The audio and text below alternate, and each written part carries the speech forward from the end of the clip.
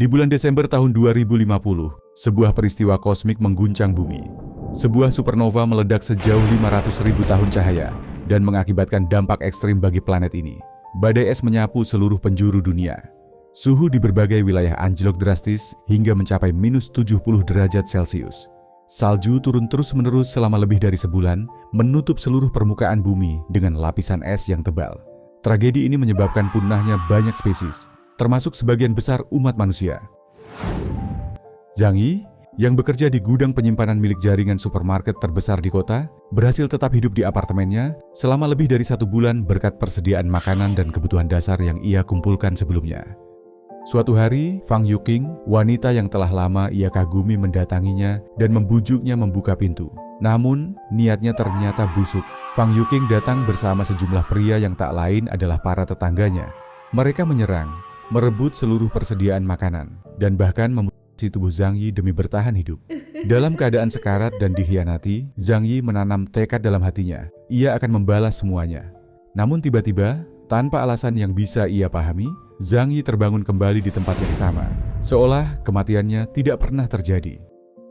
Ketika melihat ponsel, ia sadar bahwa ia telah kembali ke masa 3 bulan sebelum bencana besar itu melanda.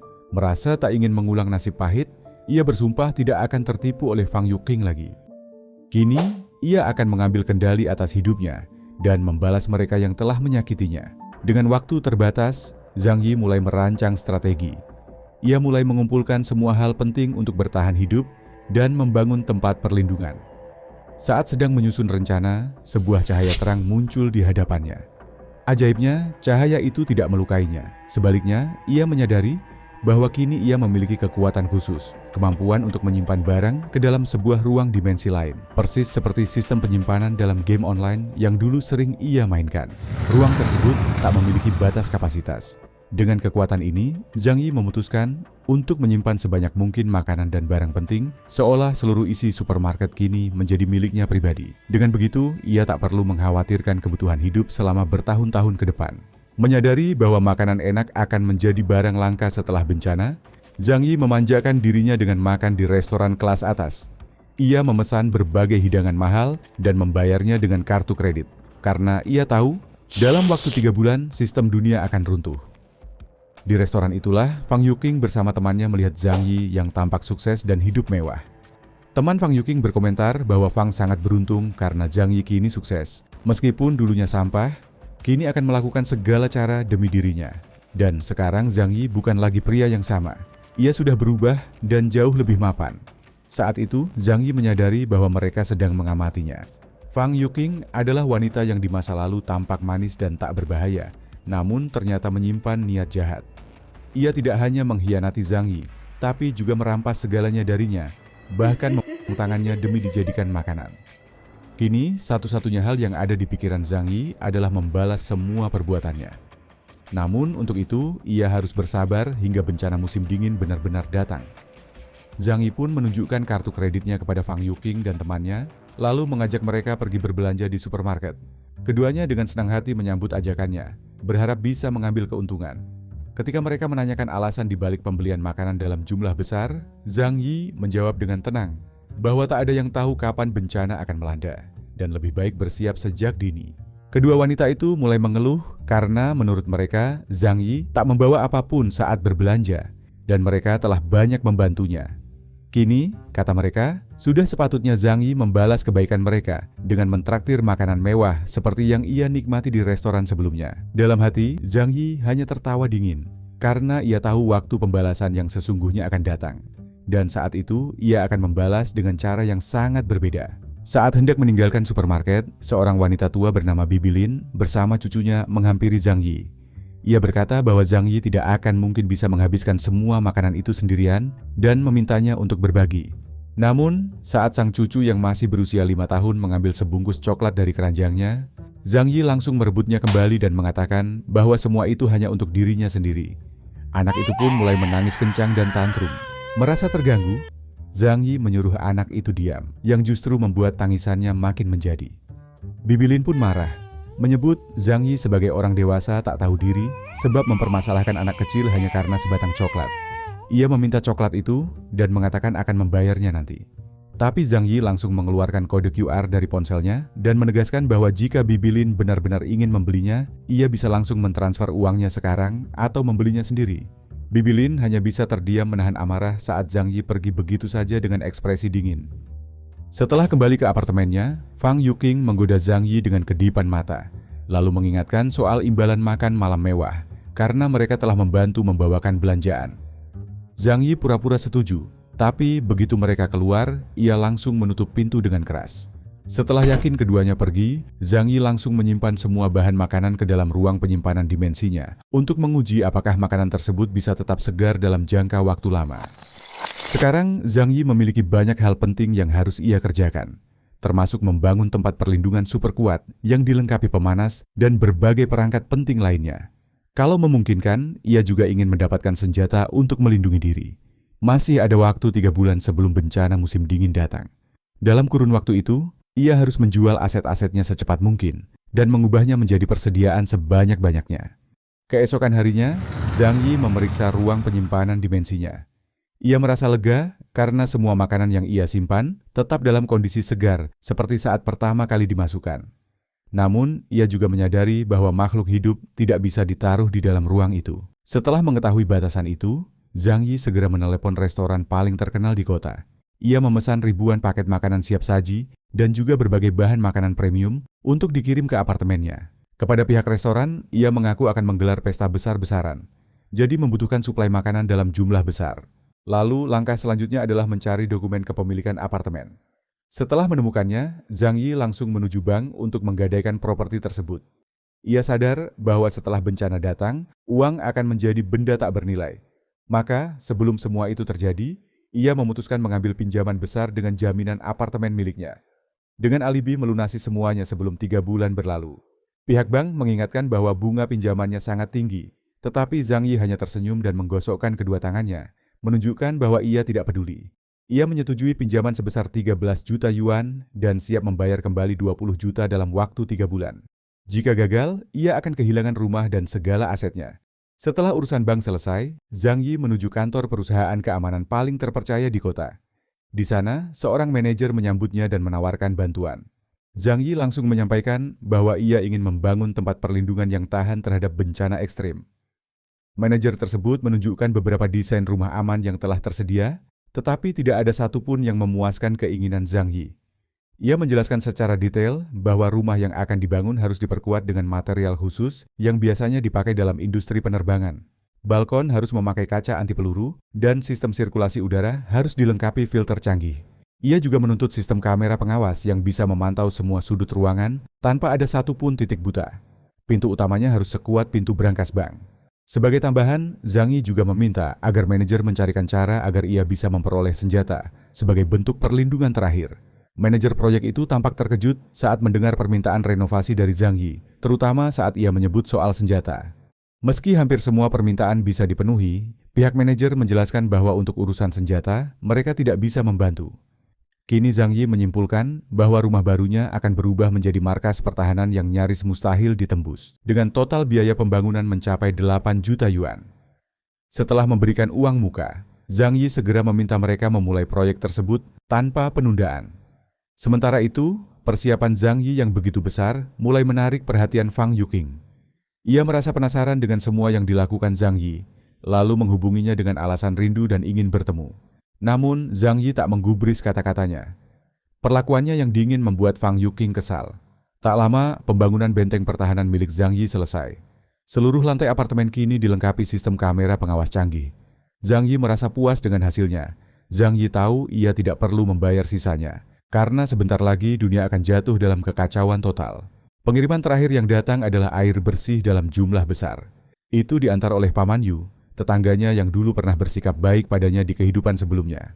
Zhang Yi menyempatkan diri memperingatkan Paman Yu soal musim dingin ekstrem yang segera tiba. Meski tampak ragu, Paman Yu tetap berencana menyimpan beberapa cadangan logistik. Zhang Yi melanjutkan kegiatannya dengan membeli barang tambahan dan juga melatih kemampuannya menggunakan busur. 3 hari menjelang datangnya bencana, cuaca mulai memburuk dengan cepat. Saat bekerja, Zhang Yi diam-diam mencampur obat penenang ke dalam minuman rekan-rekannya. Setelah meminum, mereka semua tertidur lelap, tepat seperti yang ia rencanakan. Ia kemudian mematikan seluruh kamera pengawas dan mulai memindahkan seluruh isi gudang ke ruang penyimpanan dimensinya. Tak hanya makanan dan bahan bakar, tapi juga alat-alat penting lainnya. Ia melihat sesuatu yang menarik perhatiannya. Seperti mendapat jackpot, itu adalah perlengkapan pelindung dari cuaca ekstrim yang baru datang. Tanpa ragu, ia langsung memasukkannya ke dalam ruang dimensinya.